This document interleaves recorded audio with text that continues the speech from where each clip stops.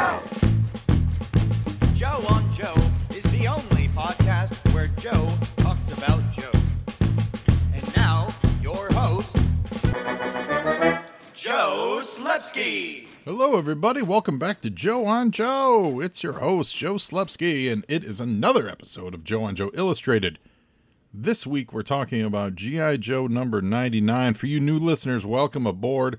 This is the podcast where every week I go over either an episode of the show or one of the comic books in painstaking detail, page by page, panel by panel. Hope you enjoy it. Tell you old listeners, thanks again for all the support you guys show, whether it's on social, on Facebook, Twitter, Instagram, at Joe on Joe Pod. Some of you guys send me little missives to joeonjoepod@gmail.com, and I love those, and I really appreciate hearing from you guys. It's really great to know, just to connect with the larger Joe community. And that's what this is all about. Speaking of communities, speaking of larger networks, speaking of listening to people, why don't you guys give our sponsor, the Movies in a Meal podcast, a little listen. Listeners, I know what you need in your life. You need more podcasts. And you also love movies. So why not do a podcast that's about not one movie, it's about not two movies, it's about 3 movies and a meal. I'm talking the Movies and a Meal podcast. This show is great. It's brought to you by Keith, Brad, and Ben, and each week they bring a new movie to the table, which they all discuss as a group. And it's not, your highfalutin movies. It's What We Do in the Shadows, The Fantastic Four, Rise of the Silver Surfer, and Out of Sight. It's Bad Education, Ghost Rider, and A View to a Kill. It's X-Men Last Stand, Queen Sugar, The Mandalorian, and Major League 2. They are a lot of fun to listen to. You guys know Ben. It's our friend Ben Pensarga. He was a guest on Joe and Joe. In fact, Ben was the very first remote guest that I ever had on this podcast, so he's always got a special place in my heart. I'm really digging this. I just started listening to it last week. It is a lot of fun. They bring a guest in. The guest, I listened to their Heathers episode. They were joined by Kelly, and she went in depth on her favorite movie, which was Heathers, and it made me want to go watch Heathers to watch with them. I really dig it. So guys, find them out there at Movies and a Meal, Twitter, Instagram. Their website is moviesandameal.podbean.com. They put out 1 episode a week. Give them a listen, guys. Support them. Let them know Joe on Joe sent you. I don't think you're going to be disappointed. It is quite entertaining. And now back to the show. Speaking of being on the internet, if you guys are into things like comic books, collectibles, Star Wars toys, things like that, why don't you give my eBay store a check out? And if you do, you can save 10% on your purchase with Joe on Joe 10. And it's a real easy code. And you find me over at eBay at JOJ Comics and More. I got a ton of Star Wars stuff up there right now. A bunch of Star Trek. I just put a whole bunch of consecutive Star Trek runs up there. And some laser discs. For any of you laser disc collectors out there. That's kind of fun. Things like Close Encounters Criterion, Terminator 2 special editions, Making of the Raiders of the Lost Ark stuff. That's all up there for the next couple days. So give it a look, give it a listen, give it a listen, give it a look. It's eBay. You look, you browse, and save 10% with, what was it? What did we say it was? Joe on Joe 10, I believe, is what the code was. It most certainly was.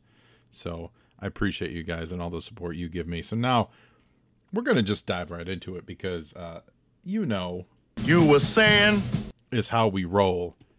And we look at the other comic books that were on the shelves the same month this issue in question came out. And we also look at movies that were in the movie theater the same month. So we're going to start over at DC Comics. Now, this is cover dated April 1990. So over at DC, Grant Morrison's Animal Man run is coming to a close with issue 22. He's got just a few more issues left, if memory serves. And this is a groundbreaking, fourth dimensionally breaking run on Animal Man.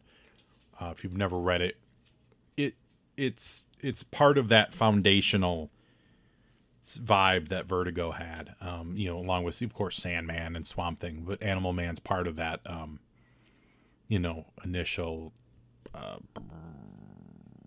what is that thing in South Dakota where they defaced? Well, the president says, what do they call it? Where the the giant presidents on the wall. Oh, hold on. Mount Rushmore, man, it's been a day. Mount Rushmore, Animal Man is on that Mount Rushmore of Vertigo books for sure. Batman Digital Justice. This is a groundbreaking book because it is, if it's not the very first comic book created by, like all digitally, like mainstream comic book created all digitally, it is one of the early ones. And it is, it looks like Tron. It really, in retrospect, really looks a lot like Tron. Like it owes a lot to Tron. And it holds up. I've read it recently. It's not bad. It's certainly, obviously, digital, comic creation has come a long way. But, it's not terrible, especially when you think about it in the context and in the time. I think if you just gave this book to someone today, I'm not going to lie. If you just gave this to someone today and just didn't give it any context and was like, check out this great Batman book, they would look at it and be like, what did you make this with MS Paint?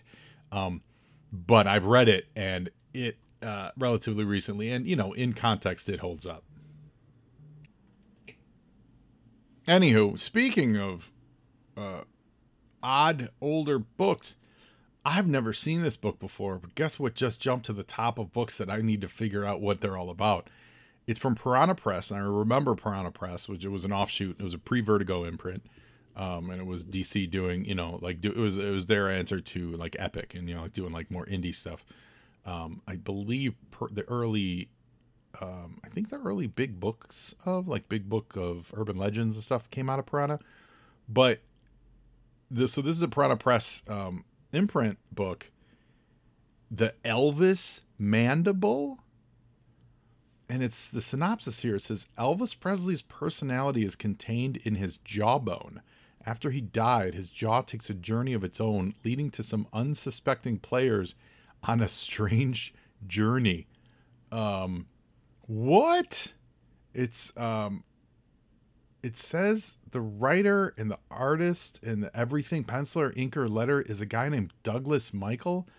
I have absolutely no idea who Douglas Michael is. So we're gonna Google this comic. And so he was an award-winning playwright and has published narrative cartoons for National Lampoon, Fantagraphics, and Harper. In 1990, he published The Elvis Mandible, Piranha Press. Over at Fantagraphics, he made a book called Tales from the Outer Boroughs. The Elvis Mandible. So he's a playwright, and he does like narrative cartoons. That is, we are learning. That is a new discovery for me, ladies and gentlemen. I've never seen this book before, and I'm a big Elvis fan. The reason this is standing out is I actually am an Elvis fan. I loved Elvis when I was a kid. So I really got into him, and I know a little bit about him. I've never seen this book. This is now high. Has anyone out there ever read The Elvis Mandible? Because and also, at the comic shop, we get a million comics come through, right? So I've never seen this comic book come through. I wonder if let's see, The Elvis Mandible. The Elvis Mandible. Let's see if we can get any over on it. Oh, yeah, super cheap on eBay. Oh, guess what we're going to get? Yeah, that's right, ladies and gentlemen. We're going to order ourselves some Elvis Mandible over on eBay. That's awesome. Well, that's it for DC Comics. You were saying? That was exciting. We had a new find and everything. Marvel Comics now. Let's see what we got over here at Marvel Comics.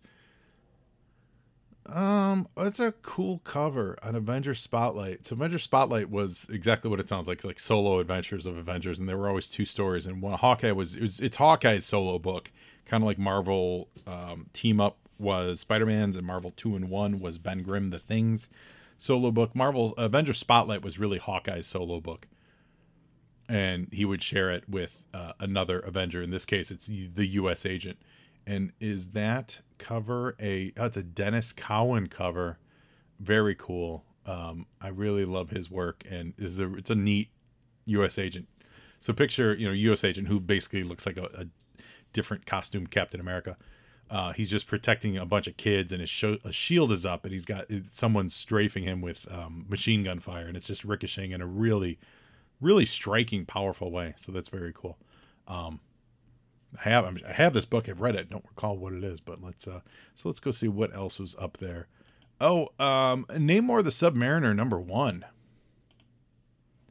That's a fun book. Now, this is in that John Byrne era, post FF, post Superman. I know I've read. I think I've read articles where basically post Superman, after he did, really revamped Supes. When he went back to Marvel, he dove into these B characters because he didn't like the, this. I believe this is my memory of it, that it was all the attention and all the negative attention that he got, like all the clapback that he got for the stuff he did with Superman from people, kind of burned him. Not pun, literally didn't mean that. So he did stuff like She-Hulk, and in this case, Namor. This is a pretty underrated series, and he had a really long, solid run on it. This was where he introduced the concept of Namor being balanced by the ocean water, like in a personality way, which would explain away, because that's the other great thing if you follow Byrne's career, whether you like it or not. I happen to like it, where he always tries to make sense of oddball continuity things. So sometimes Namor would be a complete monster and just an a-hole to the highest degree, and then sometimes he would show up and be chill. How could he work alongside Cap in the Invaders and then just be ready to tear a new one 20 years later? And what he introduced in this is that because he's half human, half Atlantean, he actually needs a balance. So it's not that he shouldn't live in the water all the time, or he couldn't live on land all the time. It's that when he doesn't, he tends to, his personality gets wild, and personality gets a little off kilter if he's been living underwater for too long, or if he's been living on land for too long, which would explain why when he was living as the homeless person in the FF books, when he first introduced, he had been, without ocean water for probably, they were continuity wise, they were probably saying at least 15 years. The early 61 versus, end of the war kind of stuff. So like 15 years. So that would make him go off Cuckoo Town and attack the FF. So I dig it. It's a real simple explanation. Shirley's got opinions. My dog's a big Namor fan, apparently.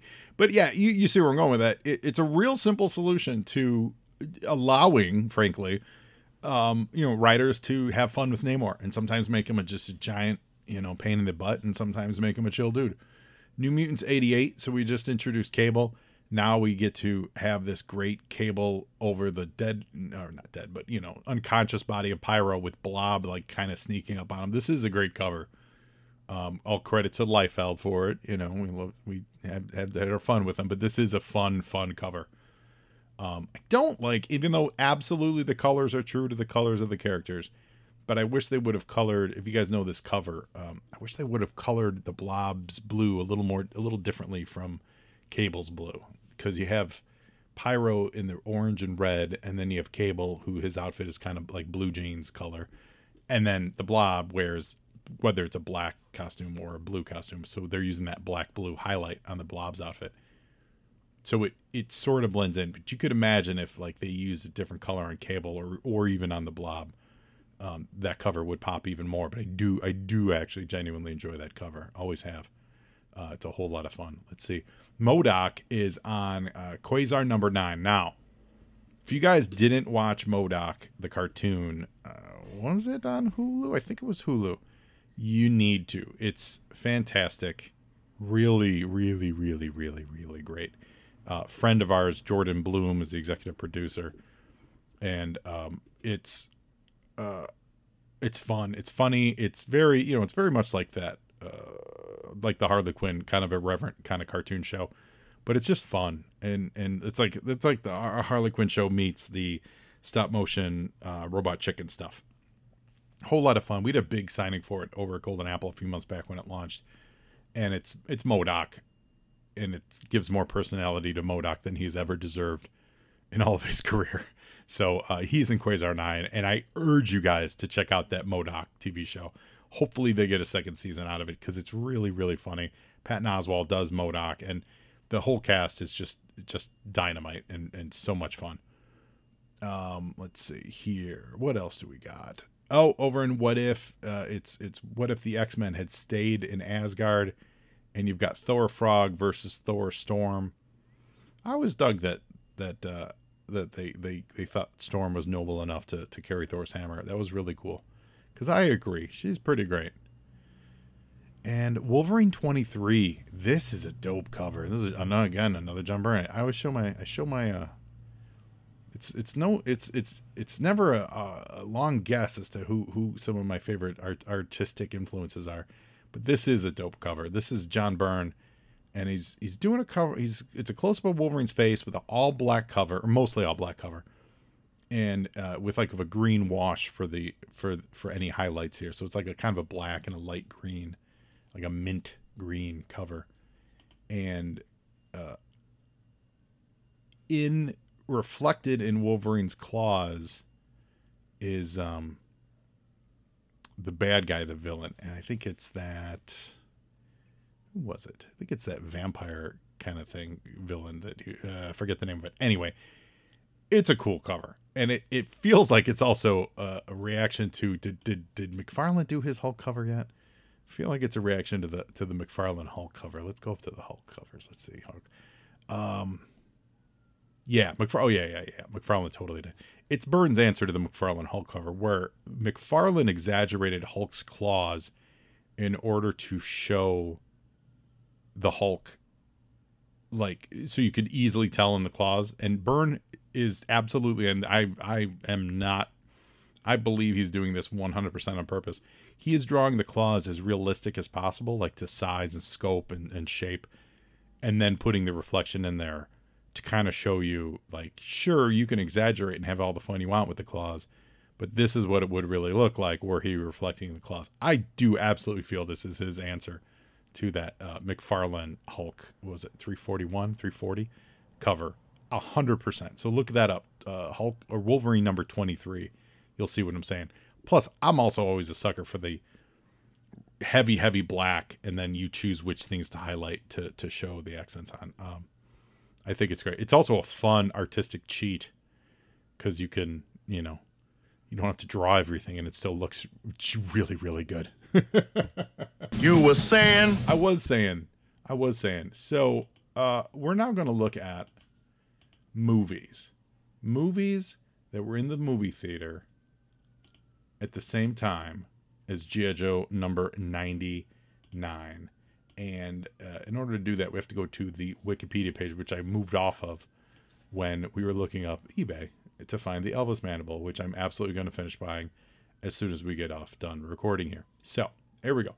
December 1989. Oh, yeah. Huge. December 1st. No, we talked about this last time. Back to the Future 22. Back to the Future 2 came out on November 22nd. Then there was like 2 weeks of just let that be as far as big movies. Then National Lampoon's Christmas Vacation came out on December 1st. December 8th was She-Devil and War of the Roses. That's interesting, like, because I feel like they're targeting this exact same market here. She-Devil was the big Meryl Streep Roseanne Barr movie, and this was Roseanne's big move to film. She was huge at the time, and the She-Devil movie was not well received. I've not seen it in a long time. I did see it, but I've not seen it in a long time. I don't know if I'd appreciate it more now, but it was not well received. War of the Roses, though, was fantastic. Directed by Danny DeVito, with Michael Douglas, Kathleen Turner, and Danny DeVito, and it's about telling the story of their divorce. It doesn't play as smoothly as their other collaborations, like Romancing the Stone. But War of the Roses holds up. It's pretty entertaining. I do like that movie. And I even liked that movie when I was a kid and I saw it. But She-Devil definitely loses that battle. On the 10th, what do we have? Enemies, A Love Story, and New Year's Day. Is New Year's Day? Oh, that's a David Duchovny. What? 1989 American comedy drama film. I have no desire to see that, but that's interesting. Blaze, the story of the stripper with a heart of gold who wins over Paul Newman. So this was a movie I've seen in later years, and it's great. Paul Newman's awesome. Lolita Davidovich is fantastic in it. Richard Jenkins shows up. Robert Wool is in it. Blaze Star, of course, who the movie's based off of, but Paul Newman and Lita Davidovich do really great jobs, and Paul Newman's awesome. So I didn't see this when I was a child. I saw it when I was an adult, just going through my Paul Newman phase, and I really appreciate it. But also, that is eclipsed on December 15th by Driving Miss Daisy. Whoa! Driving Miss Daisy and Glory and Blaze, but Driving Miss Daisy and Glory came out on the same day. Obviously, both with Morgan Freeman in lead, feature roles, but Glory's huge with Denzel and Cary Elwes and Matthew Broderick and Morgan Freeman. Andre Braugher's in it. But the African American troop in the Civil War, and then of course Driving Miss Daisy. That's huge. I had no idea those two came out on the same day. Crazy. Also, the movie The Wizard with Fred Savage as a video game savant came out on the same day. That's good counter programming. You look at the schedule and you're like, we got Drive Miss Daisy, Blaze, and Glory. What can we do? Let's put The Wizard out. Perfect. December 20th, right before Christmas. This is really huge. Actually, two huge movies. Born on the 4th of July, Oliver Stone with Tom Cruise, of course. That's a wonderful movie.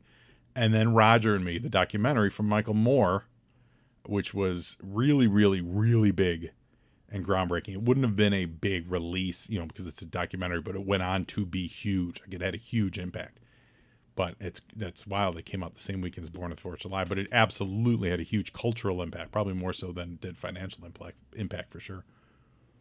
And on the 22nd, the last week of releases, they didn't release anything like on the 29th, right before New Year's.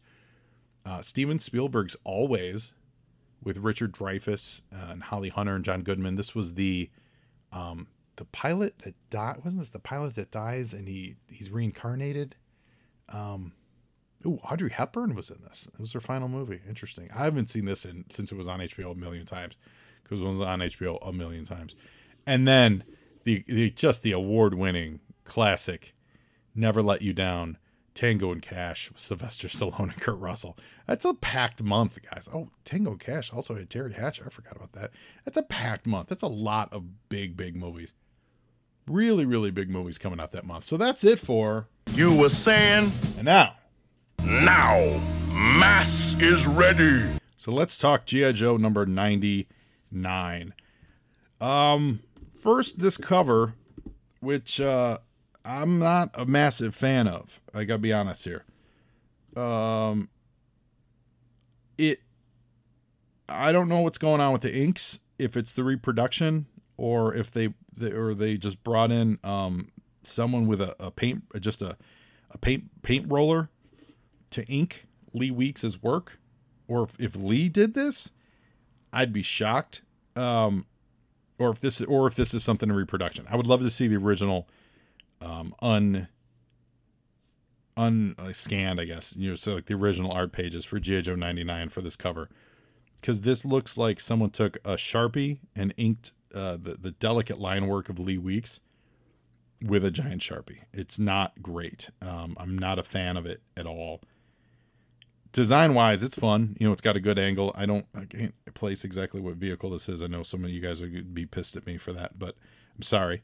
Flint and Lady J, and she's holding her hand up triumphantly. And Sci-Fi is rocking it. Is maybe this the Mean Dog? Because I think they were in the Mean Dog later, or the Persuader. But it's got all the subtlety of an elephant's wang in it of inking, and I'm really not a fan of it. Now, I'm going to say this. In the comic, inside the book, this scene takes place in the dark of night. So they may be trying to convey that with this heavy black. It does not work for me. They're definitely, I think that's what they're going for with the use of the pink background, the pink purple background, which is okay. It does do that thing that I like, where there's a different color that makes everything else pop, so it's not blending in. So that works for me. It definitely pops on the stand. The bright hot pink absolutely pops on the stand. This is not one of my favorite covers for all those reasons. Not because it's poorly framed or poorly rendered. It really feels like a reproduction problem. Yeah, so that's all they got to say about that. Yo, Joe! Calm before the storm. Now, we're revisiting our friends in the freighter. Larry Hama script, Herb Trimpe artist. Now that's right, guys. You said it. Oh, sorry, Bear. Let me scoot that closer. Herb Trimpe is back. Woo! So happy to see his work here.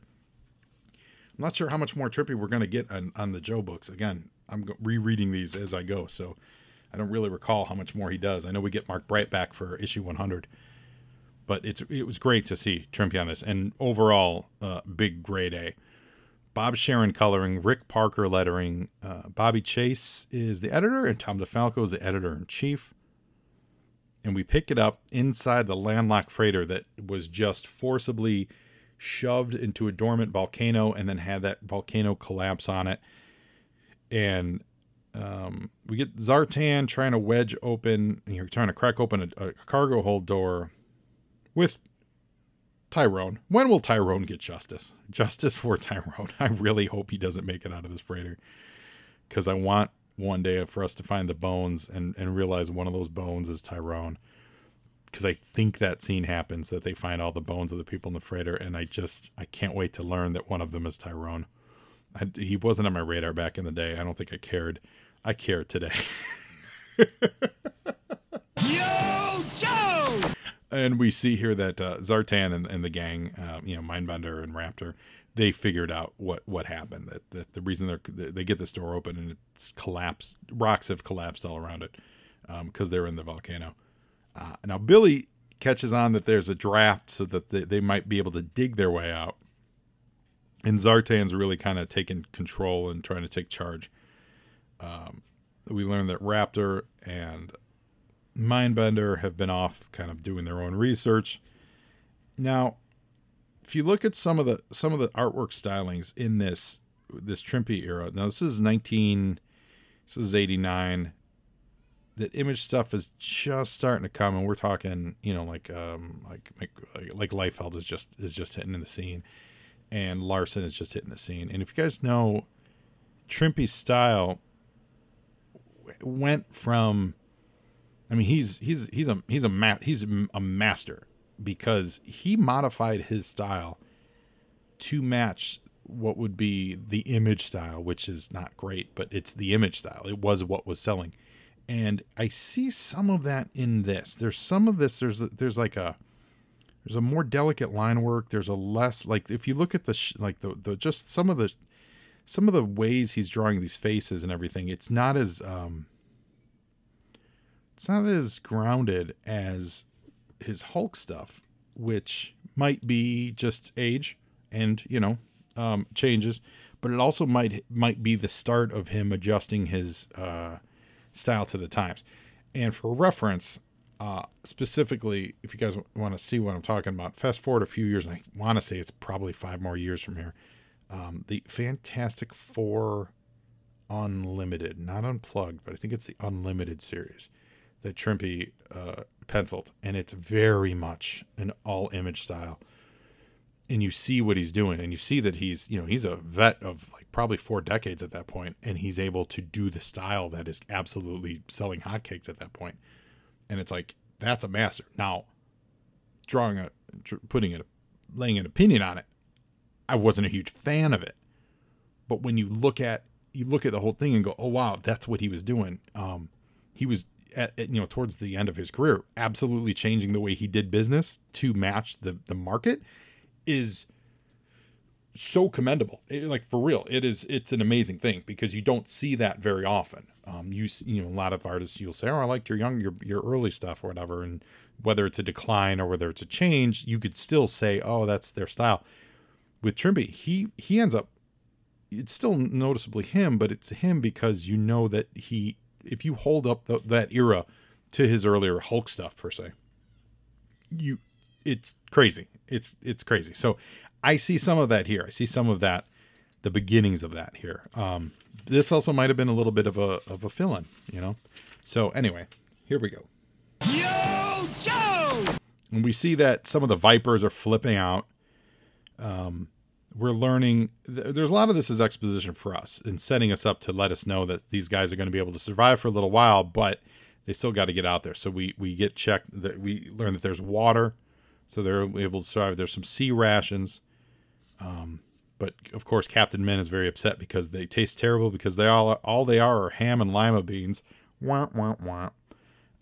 But it's a really good, it's a great 3 pages of filling us in on the status of these guys and also who all is down there, at least the main characters. And that the Vipers are flipping out and all that stuff. So it's good. It's well done. And speaking of art styles, he shifts to most of this book actually takes place in the dark. If you think about it, because later on when they're out in the pit in about 15 pages, it's a lot of nighttime stuff.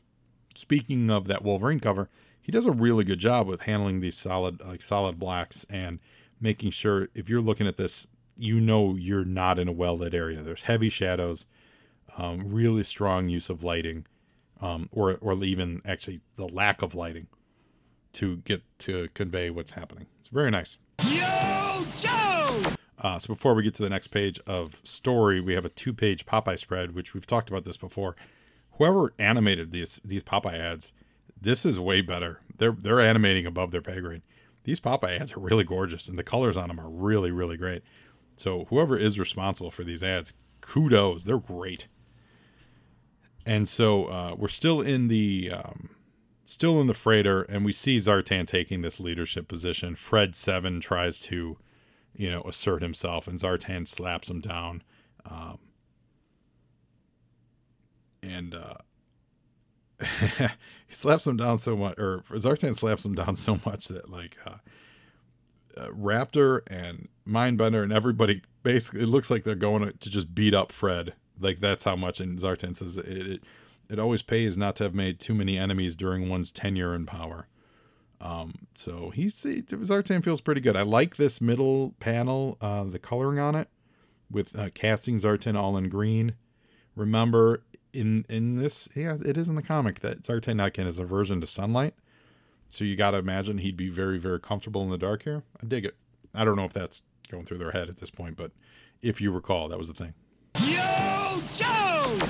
Now, back outside over at Broca Beach, Cobra Commander, the real one, has made his way from Cobra Island. He's now gone up to Broca Beach, where, Zorana had made her beachhead. No pun intended there either. And she had taken over that town. This is in New Jersey. And so he shows up. The kids are regaling him, and there's the red carpet rolled out, and he's kissing babies. And he goes to visit the prison. Buzzer, he trusts that it's Cobra Commander because Cobra Commander kicks him in the butt, and he says, that's the real Cobra Commander, all right. I'd recognize that kick anywhere. That's good. That's good. That's a lot of, so some narrative lifting, strong storytelling, too, where start with a nice kind of a wide shot establishing that he's in this town. We certainly get the dialogue box saying he's Broca Beach. Then you get a close-up, and it's telling you everything you need to know, because you just jump to a close-up where he's holding someone's baby, and he's patting children, and people are celebrating him. So people love the return of Cobra Commander, without even having to say it. Like, there's no real dialogue for it. And then they just cut to prison, which is great, because all you got to do is draw prison bars, and that, you know where you're at. And you see that Buzzer's behind bars. You don't even need to know why he's behind bars, but it's great. So it's really quick, smart use of shorthand in this page to establish where one of your main characters is at and what he's up to. Yo, Joe! And now we slow it down a little bit because now it's a little more character-y stuff here. So Cobra Commander is basically dealing with Zorana. Who, remember, Zorana was in charge of Broca Beach. And then she had gotten captured by the Joes, and then she had gotten freed. And then after they freed her with the slimy lawyers, they turned their guns and you're under arrest. You're coming back to us. So this is following up on that thread. And Cobra Commander is trying to decide if he's going to have her shot or not when Road Pig loses his nuts, breaks the prison cell door wide open, and comes after Cobra Commander, and she's the only one that can tame him. Time to let your Donald personality take over. And Road Pig settles down. thus proving her worth to Cobra Commander. I like that Cobra Commander doesn't really back down. Like, they show him getting ready for a fight. He doesn't like cower away. I mean, when the steel door gets ripped open, he does look surprised. And you know what? That's fair. I'll merit that. Anyone should be surprised when someone rips the door open. But that's also a great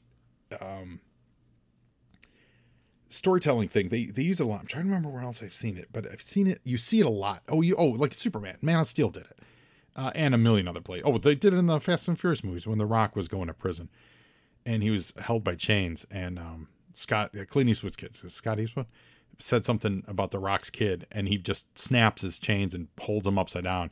Or the Terminator, not Terminator. What did I just? Who was it? Oh, it's Man of Steel.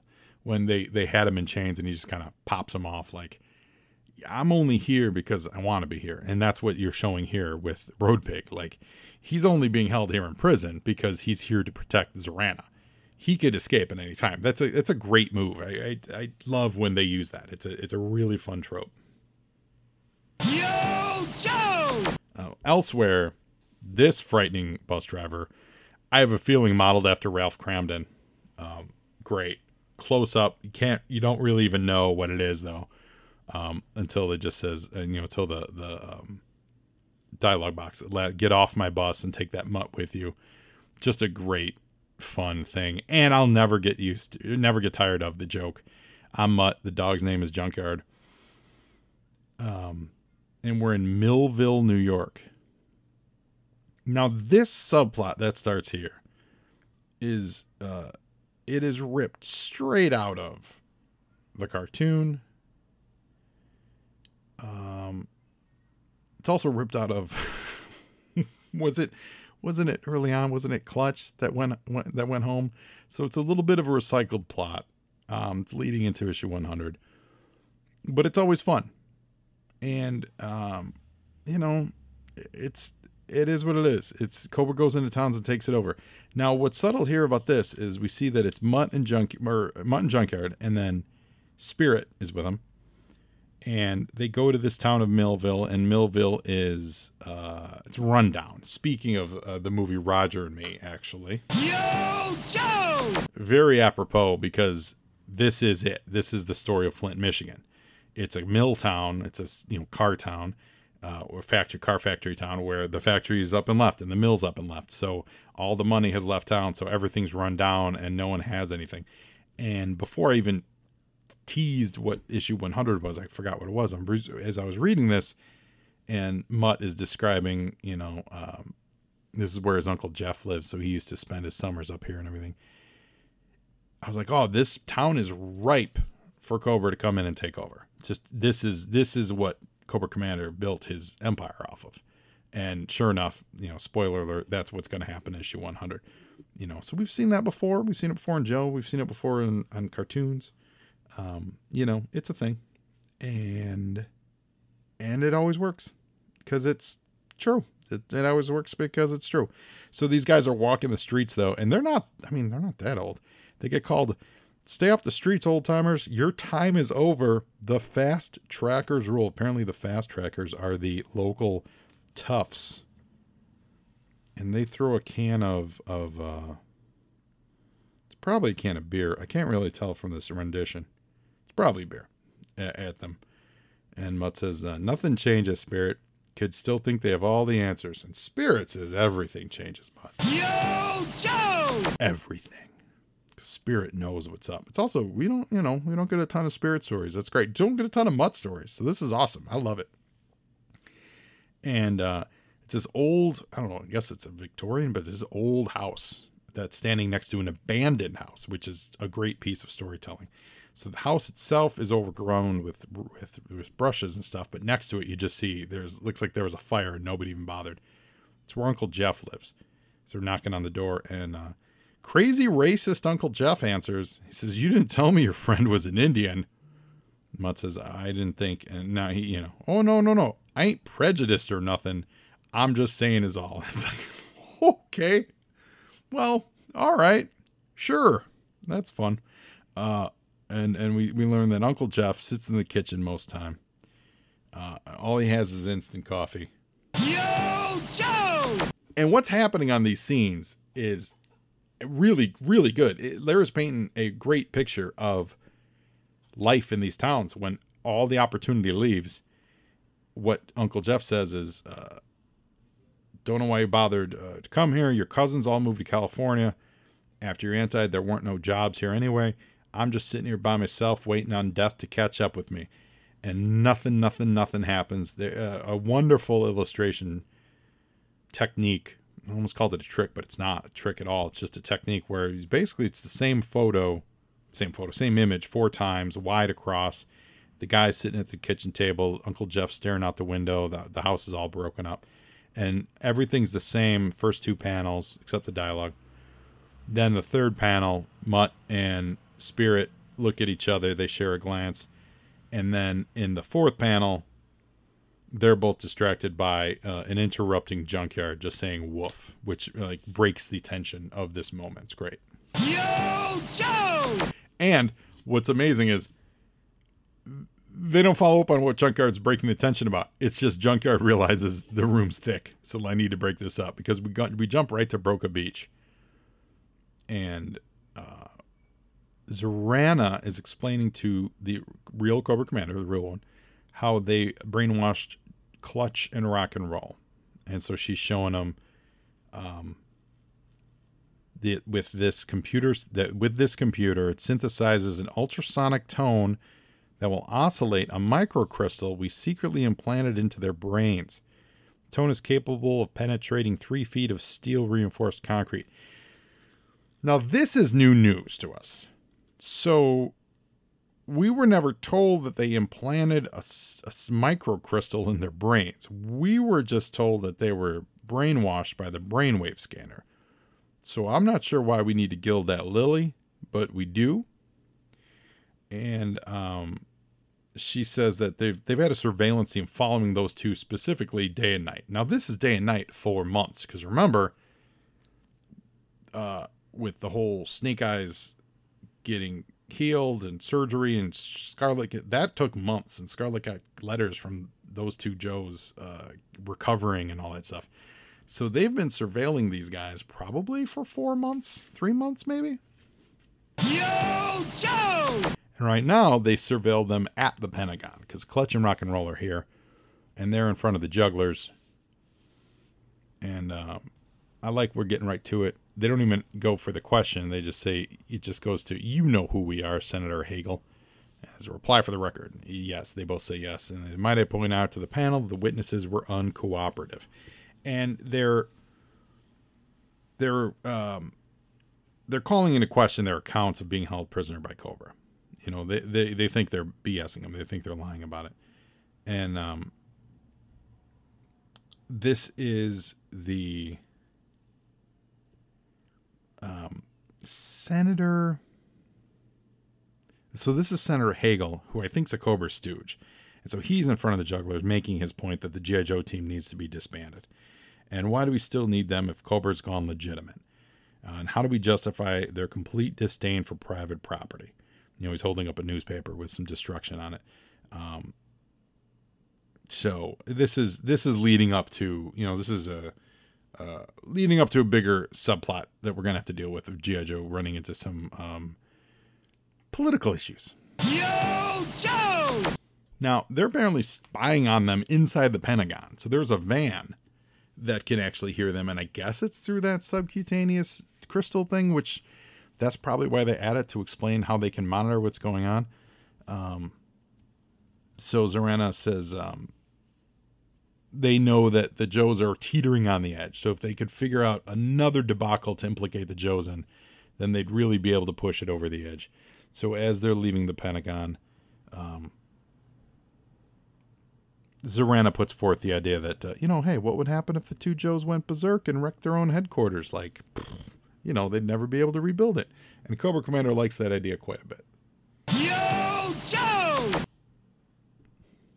Now, that night in Utah, and this is what's fun, and this is a hallmark of something that Larry's done from the start. I mean, it's how we got someone like Tyrone, let's be honest.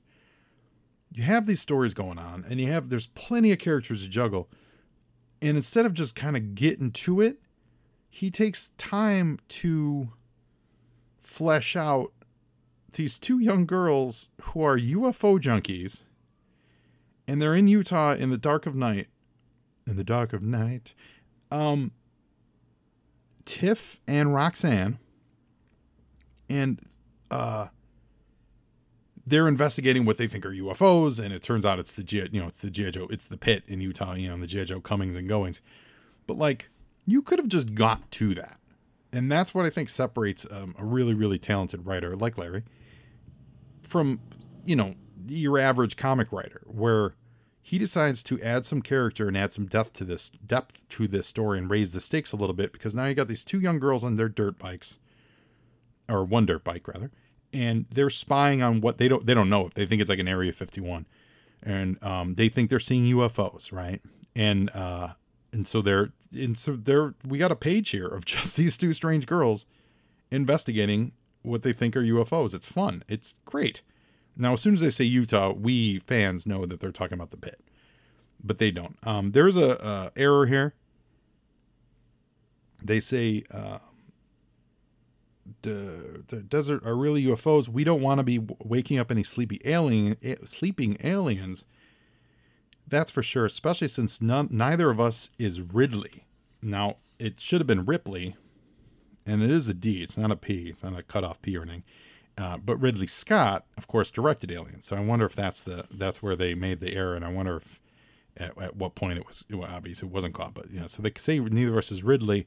They meant to say Ripley, but it works because they're also directed by Ridley Scott. So quarter sort of kind of works. So let's see. They've got all the references here. They've got Roseanne, Liz Taylor, the Ghost of Elvis, nefarious experiments carried out on innocent extraterrestrials. It's kind of an ET reference. Plucky and attractive teens foil sinister plot and save the universe. This is nice. Roxy and Tiff. Yo, Joe! And as they're doing that, a vehicle rumbles by them. And the girl says that was as big as a sandcrawler. So that's a Star Wars reference. And it's Steamroller, and he's driving the mobile command center. And he's monitoring the approach of Wild Bill, who's coming in on a C-130. And Wild Bill's asking. Now, none of them know that these two young girls are out there. So he's asking for some infrared light. So they're still all in the dark. And like I said earlier, all these pages, this whole sequence is all played in darkness.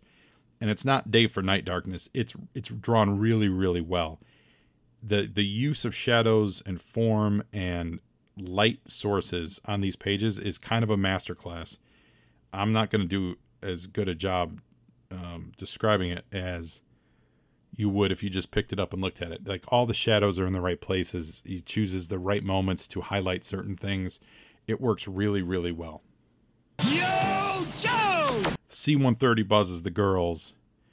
A ramp, quote, opening just like in Close Encounters. And when that ramp opened, that light just floods everything.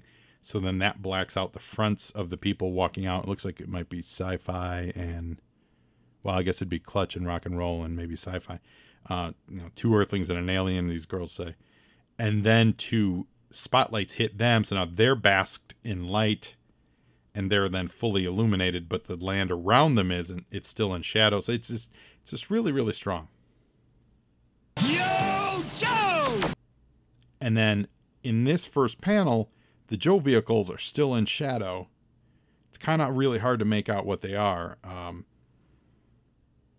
But everywhere that the lights are, you can see tire tracks in the sand, things like that. It's great. And you even get the double shadows from both spotlights on it. It's just smart, talented, very, very talented, very skilled draftsmanship in this. It's really great. You get an ET reference here. We come in peace, and the girl says, have some Reese's Pieces, and a great reply. It's Lady J saying, thanks, but I'm watching my sugar intake. And she says, you two are a bit small to be Cobra agents. Now that's funny. I wonder if that's a Star Wars reference. That's really great. She says, call off the alert, Steamroller. Signal the others to proceed with the night exercise, and she takes the girls with her. Yo, Joe! Meanwhile, the girls actually still think they're being held. They don't fully believe they're being held by normal humans. They think they're in an alternate reality or future humans or something. So as the Joes are continuing their night moves, Jay is walking the girls inside, and they're introducing themselves. And the pit ramp is opening. You see the Joes. It's great. The Joes are just, everyone's going on about their business, but we're seeing it through the eyes of these two girls. So it's like everything's being half explained. She does explain, she does introduce herself as Lady J.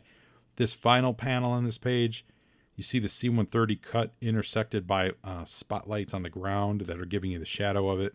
So Wild Bill has landed and is now back in the sky. The girls are still freaked out. They don't want to be fed to the Brood Queen, which is an X-Men Brood reference. Yo, Joe! Finally, Jay settles them down. Nobody's going to hurt either of you or even make you feel mildly uncomfortable. And she explains, you're on an army installation staffed by serving members of the armed forces who have sworn an oath to protect your fundamental rights with their own lives if need be. How can you be any safer than that? At the end, at that point, doors open like the hatch of a spaceship, which it's the loading ramp for the pit, and all the light that's down there is leaking out. So it's just funny. And this is your time machine down there. There are Morlocks down there. Of course, Morlocks from H.G. Wells' Time Machine. And she's like, it's just a ramp going into the pit. Like, I just get this exasperation from Lady J in this. It's just great. And the Joes are moving some more